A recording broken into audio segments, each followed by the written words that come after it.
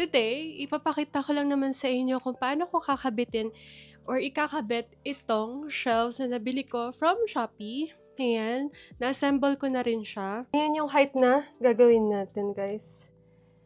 I think sakto na to. Ayoko rin na masyadong mataas para sana, syempre, naaabot ng lahat. So now, ang gagawin ko lang is, ayan, nakita nyo. Taasin na natin to, guys.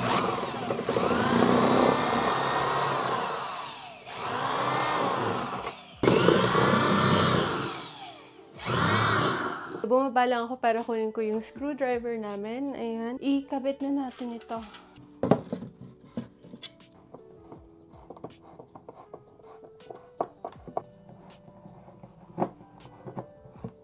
Ayan. Gamitin ulit natin ng ating drill.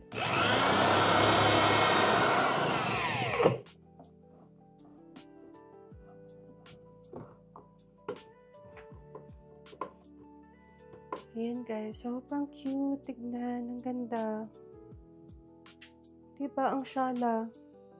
Tapos, it is made of wood pala guys. Gawa siya sa kahoy. Pero ang ganda, ang tibay.